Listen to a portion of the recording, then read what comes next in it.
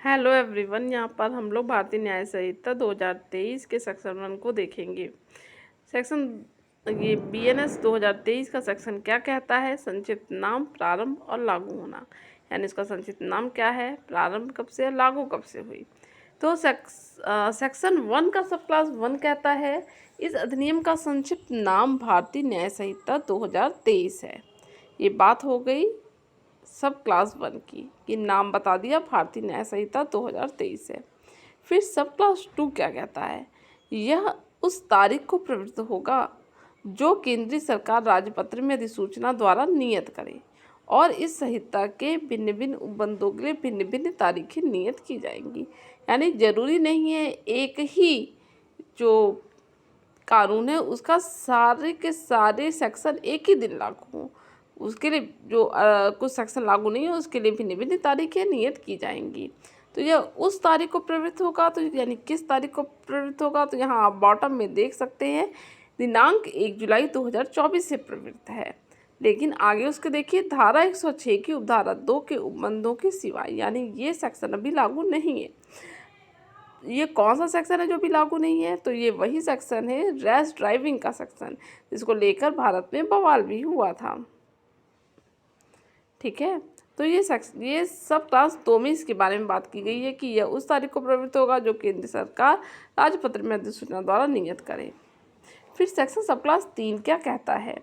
प्रत्येक व्यक्ति इस संहिता के उपबंधों के प्रतिकूल प्रत्येक कार्य या लोप के लिए जिसका वह भारत के भीतर दोषी होगा इस संहिता के अधीन दंडनीय होगा, अन्यथा नहीं। यानी जिसमें ये अपराध बताया गया है बीएनएस में कि ये करने पे हाँ ये अपराध है, तो उसी के लिए उसको दंडित किया जाएगा। ऐसा नहीं है कि कोई अलग से ही कार्य को यहाँ अपराध बना दिया जाएगा। तो ये भारत के लिए बताया गया है सेक्शन सब क्लास 3 सेक्शन 1 सब क्लास 3 में कि प्रत्येक व्यक्ति संहिता के उपबंधों के प्रतिकूल, मतलब यदि हम यहाँ संहिता में दिया गया ये अपराध है और वही कार्य हम कर देते हैं तो उसको बीएनएस में अपराध बताया गया है। फिर सेक्शन 1 का सब क्लास 4 क्या कहता है? भारत से परे यानी कि भारत से बाहर की लिस्ट में क्या बताया गया है? 1, 2, 3 हो गया। 4 में भारत से परे किए गए किसी अपराध के लिए जो कोई व्यक्ति भारत में तत्समय प्रवृत्त किसी विधि के अनुसार विचारण का पात्र होता है, यानी कि यह वो व्यक्ति भारत में रहकर वो कार्य करता तो वो अपराध के विचारण का पात्र होता। वो भारत से परे ऐसा कोई कार्य कर रहा है, भारत से परे किए गए किसी कार्य के लिए उसे इस संहिता के उपबंधों के अनुसार बरता जाएगा, यानी इसको छोड़ नहीं दिया जाएगा। वो भारत का नागरिक है और भारत के बाहर ऐसा अपराध करता है जो भारत में अपराध है तो उसका विचारण भी वैसे ही होगा।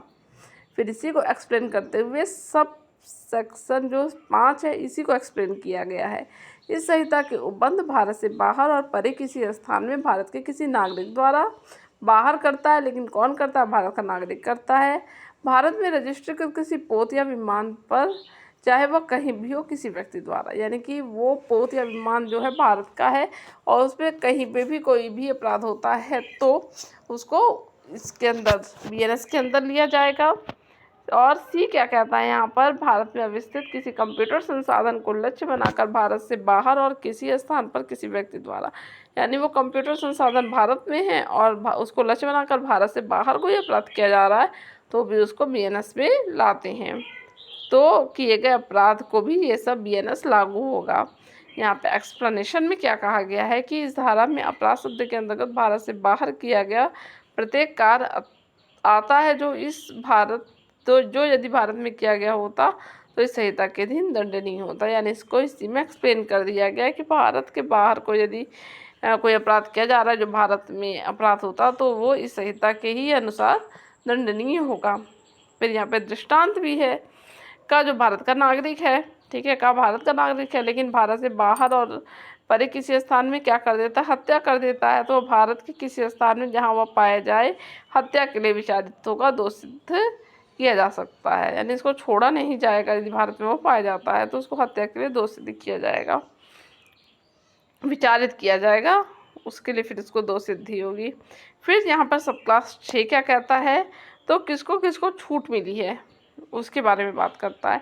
इस संहिता की कोई भी बात भारत सरकार की सेवा के अधिकारियों, पहला सैनिकों, नौसैनिकों वायु सैनिकों द्वारा विद्रोह और अभित्यजन के लिए दंडित करने वाले किसी अधिनियम के उपबंधों या किसी विशेष स्थानीय विधि के उपबंधों पर प्रभाव नहीं डालेगी।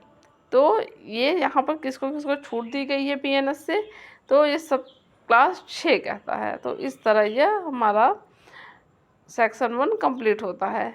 तो इसी तरह की वीडियो के साथ मिलते हैं नेक्स्ट वीडियो में, तब तक के लिए बाय बाय।